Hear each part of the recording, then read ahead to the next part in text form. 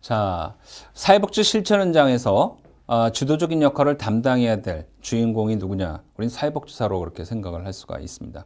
자, 그러면 이 사회복지사는 어떠한 자세를 가지고 클라이언트들과 대화를 나누고 또 클라이언트들에게 필요한 사회복지 서비스를 제공할 것인가?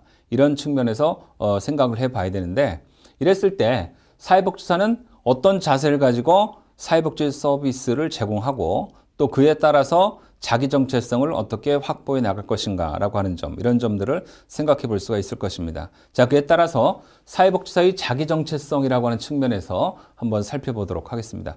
자, 먼저 사회복지사 윤리강령에 대한 전문에 나와 있는 내용을 기초로 해서 여러분들과 함께 사회복지사는 어떠한 자세를 가지고 사회복지 실천 현장에서 근무를 해야 되는지 그 내용을 살펴보도록 하겠습니다. 자, 어떤 면으로 따지면 이 사회복지사의 윤리강령에 대한 전문에 대한 내용은 다른 측면에서 우리가 찾을 것이 아니라 직업윤리라고 하는 이 직업윤리라고 하는 측면에서 생각을 해볼 수가 있습니다. 모든 다양한 직업에는 그 직업에 동반되고 있는 윤리를 가지고 있습니다. 또 사람을 대상으로 해서 서비스를 제공하는 그러한 직업에 종사하고 있는 그런 분들일수록 그 직업에는 고차원적인 어떤 윤리가 동반되고 있다고 하는 것을 알 수가 있습니다. 특히 사람들의 어떤 정신적인 측면들을 고려해서 그들에게 필요한 서비스를 제공하고 있는 그런 그 직업군에 속한 그런 분들 같은 경우에는 그 나름대로 그 직업이 추구하고 있는 윤리가 있다라고 하는 거예요. 그래서 사람들이 생각했을 때 정말 만족할 만한 수준에서 서비스를 제공하고 있구나, 그렇지 않고 있구나라고 하는 걸 알 수 있는 하나의 기본적인 토대도 바로 이 직업 윤리에서 나온다라고 하는 거죠. 자, 그랬을 때 사회복지사 윤리강령 전문에 나타난 이 직업 윤리를 우리는 어떻게 이해할 수가 있냐면, 사회복지사는 인본주의, 평등주의 사상의 기초에서 직업을 영위해 나가야 된다라고 하는 거예요. 무엇보다도 인간이 중심이 되는 그런 어떤 사고방식을 가지고 또 많은 사람들은 평등하다라고 하는 그런 그 사고방식을 머릿속에 가지고 그리고 이와 같은 것들을 기초로 해서 인간의 존엄성과 가치를 존중해 나가고 그에 따라서 하늘에서 부여한 천부적인 어떤 소질, 또 그에 따른 어떤 자유권, 또 생존권, 이와 같은 것들에 대한 보장활동에 헌신하는 것이 바로 사회복지사라고 볼 수가 있습니다. 즉, 이 말을 요약하게 되면은 사회복지사는 무엇보다도 인간을 근본으로 하는 그런 정체성을 가지고 직업에 종사해야 된다라고 이렇게 말씀을 드릴 수가 있습니다. 그렇기 때문에 인본주의, 평등주의 사상이 기초한 인간의 존엄성과 가치를 무엇보다 존중해 나가야 되고, 그에 따라서 천부적인 어떤 인간에 부여된 자유권과 생존권의 보장 활동에 헌신해 나가는 것, 이것이 바로 사회복지사가 해야 될 일이다라고 하는 거예요. 자, 여기 중요한 그 핵심 키워드가 있는데, 인간의 존엄성과 가치라고 하는 측면입니다. 인간의 존엄성이라고 하는 건 뭐예요? 인간 스스로가 존중받아야 될 마땅한 이유가 있다라고 하는 거예요. 스스로 존엄하다라고 하는 걸 얘기하고 있는 겁니다. 그에 따른 가치라고 하는 건 뭘 얘기할까요? 주로 철학적인 측면이 될 수가 있겠죠.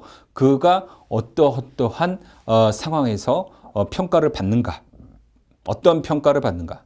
인간이라고 하는 그 나름대로의 그 존엄성을 기반으로 해서 그 존엄성을 그대로 평가받을 수가 있겠는가? 인간이라고 하는 그 인본주의에 입각해서 그 인간을 근본으로 하고 있는 그런 어떤 사고를 기초로 해서 그것을 그대로 평가받을 수가 있겠는가라고 하는 그런 측면에 대한 내용이 되겠죠. 그래서 이런 관점에서 사회적이고 경제적인 약자들의 편에 서서 사회정의와 평등과 자유와 민주주의 가치를 실현하는 데 앞장서 나가는 일을 하는 것이 바로 사회복지사다라고 하는 거예요. 아울러서 이러한 도움을 사회적인 약자들의 편에 서서 사회적 약자에게 도움을 줘야 되고, 그들에게 도움을 필요로 하고 있는 사람들의 사회적 지위와 기능을 향상시켜 나가기 위해서 함께 일하는, 봉사하는, 헌신하는 그런 그 사람이 바로 사회복지사라고 하는 거예요. 그래서 사회복지사를 가리켜서 전문직이다라고 하는 겁니다. 아무나 할 수 있는 게 아니라 주로 이타적인 사고방식을 가지고 있고 나보다 남을 먼저 생각하는 그런 사고방식을 가지고 있는 그런 어떤 그 생각을 가지고 있는 사람들이 사회복지사여야 한다라고 하는 거예요. 그래서 그러한 사고방식을 가지고 있는 사회복지사들이 사회적 지위와 기능을 향상시켜 나가기 위해서 어떤 사람들이요? 사회적 약자들의 대해서 그렇게 한다라고 하는 거죠. 그래서 사회제도 개선과 관련된 제반 활동에 주도적으로 참여해서 일하는 그런 역할을 감당하게 되는 것이 바로 사회복지사다. 그래서 사회복지사 윤리강령 전문에는 바로 이러한 사회복지사로서의 마땅히 추구해 나가야 될, 구현해야 할 직업윤리에 대해서 내용을 다루고 있습니다. 자, 그에 따라서 이러한 그 사회복지사는 개인의 주체성과 자기결정권을 보장하는 데 있어서 최선을 다해야 된다라고 하는 거예요. 자기 자신 나름대로의 어떤 주체성이 확고해야 된다라고 하는 거죠. 자기 기반이 확고해야 된다라고 하는 겁니다. 내가 왜 사회복지사를 하고 있는가라고 하는 것에 대해서 분명한 자기 자신을 갖다 설명할 수 있는 그런 어떤 내용으로 꽉 차 있어야 된다라고 하는 거예요. 그래서 이러한 부분에 최선을 다하고 어떠한 여건에서도 개인이 부당하게 희생되는 일이 없도록 그런 노력을 기울여야 되고 이러한 사명을 실천해 나가기 위해서 사회복지 학습을 통해서 사회복지를 공부하면서 전문적인 지식을 습득하게 되는 거죠.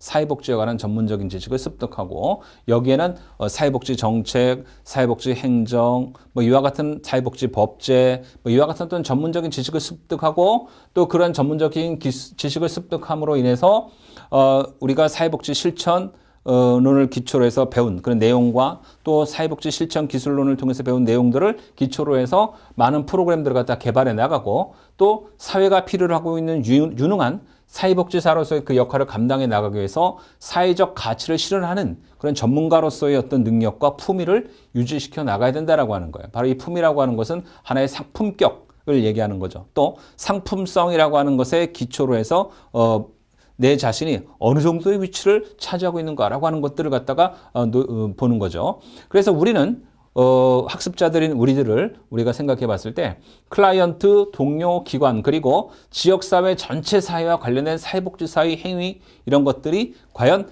사회복지를 추구해 나가고자 하는 근본적인 정신에 마땅한 것인가 그렇지 않은가를 갖다 평가하고 판단해 나갈 수가 있습니다. 바로 이와 같은 윤리기준을 선언하고 준수한다라고 하는 것이 바로 한국사회복지사협회에는 내용이 게재되어 있고 그 내용들이 인터넷으로 지금 그 많은 그 국민들에게 보여주고 있습니다. 그래서 사회복지사는 바로 나보다 남을 먼저 생각하는 이타적인 정신을 가지고 직업에 근무해 나가야 된다. 직업으로서 자기 자신의 일을 해 나가야 된다라고 하는 것을 이야기하고 있는 것입니다.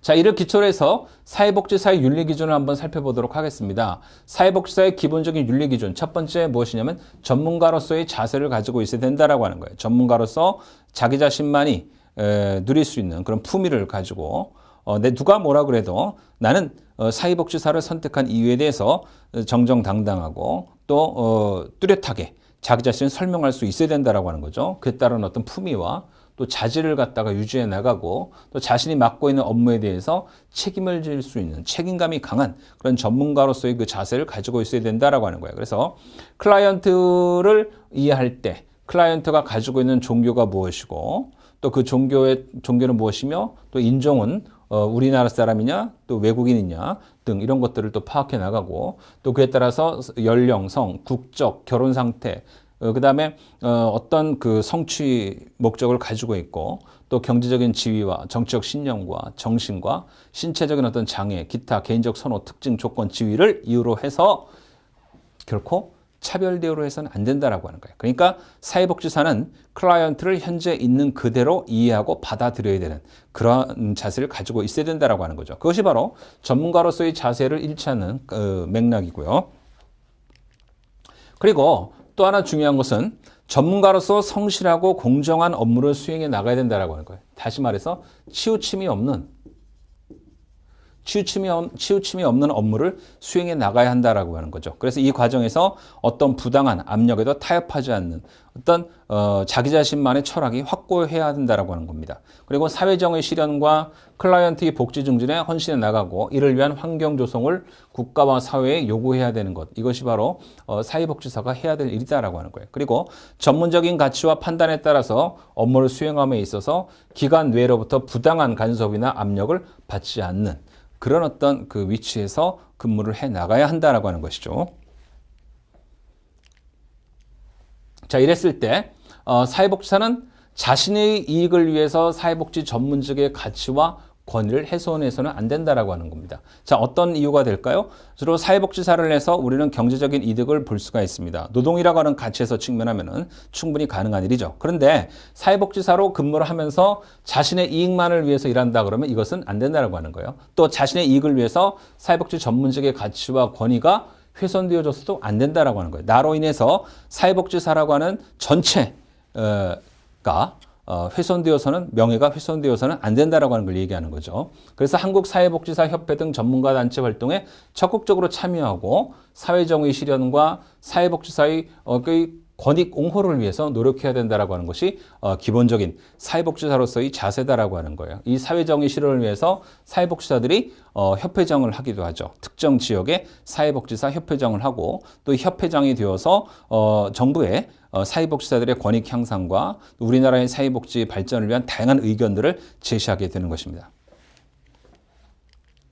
자, 그 다음에 전문성 개발을 위한 노력도 절대 게을리해서는 안 된다라고 하는 겁니다. 자, 무슨 얘기냐면 클라이언트에게 최상의 서비스를 제공하기 위해서 전문적인 사회복지 지식과 기술을 개발하는데 최선을 다해야 되고 이를 활용하고 전파할 책임이 사회복지사에게 있다라고 하는 거예요. 그래서 클라이언트를 대상으로 연구하는 사회복지사는 저들의 어떤 권리를 보장하기 위해서 자발적이고 고지된 어떤 동의를 얻어야 되고 또 그러한 그 연구 과정에서 얻은 정보 비밀 유지가 되어져야 한다는 얘기죠. 비밀 보장의 원칙에서 다루어져야 되면서 이 과정에서 클라이언트는 신체적, 정신적 불편이나 위험, 위해 등으로부터 보호되어져야 한다. 즉, 클라이언트가 사회복지 서비스를 제공받고 그에 따라서 나타난 결과들을 사례관리라고 하는 틀에서 묶어서 하나의 그 케이스로 보고 또 다음에 서비스를 전개할 때는 보다 나은 서비스, 질적으로 향상된 서비스를 제공하기 위해서 그때 나타난 어떤 결과들, 또 그 과정에서 다뤄졌던 것들, 이런 것들은 철저히 비밀이 되어져야 한다라고 하는 것들이죠. 자, 그랬을 때 사회복지사의 자세는 어떠해야 되냐면 전문성을 개발하기 위해서 노력해야 되고 또 이를 이유로 해서 서비스 제공을 소홀히 해서는 안 된다라고 하는 겁니다. 자기 자신이 이익을 위해서 일하는 것이 아니라 클라이언트의 이익을 위해서 일해야 되고 또 그와 같은 것들을 추구해 나가기 위해서 철저히 노력을 해야 되는데 이러한 그 노력을 하는 데는 시간이 많이 걸려요. 또 이러한 전문성을 개발시켜 나가기 위해서 많은 돈도 필요할 수도 있습니다. 자, 이런 것들을 이유로 해서 서비스 제공을 결코 소홀히 해서는 안 된다라고 하는 거죠. 보다 더 열심히 해야 된다라고 하는 거죠. 그래서 한국사회복지사협회 등이 실시하는 재반 교육에 적극적으로 참여해야 된다라고 하는 것이 기본적인 이해가 되겠습니다. 그래서 사회복지사, 현장에서 활동하고 있는 사회복지사들은 자기 자신에 대한 업무를 점검해 나가기 위해서 보수 교육에 필히 참여해야 된다라고 하는 것을 말씀드릴 수가 있습니다. 자, 이상에서 사회복지사의 자세가 어떠해야 되는가? 사회복지 실천 현장에서 활동하는 사회복지사들은 어떠한 자세를 가지고 사회복지 서비스를 제공해야 되는가? 라고 하는 내용을 사회복지사 협회에 나와 있는 그 내용을 기초로 해서 여러분들께 말씀을 드렸습니다.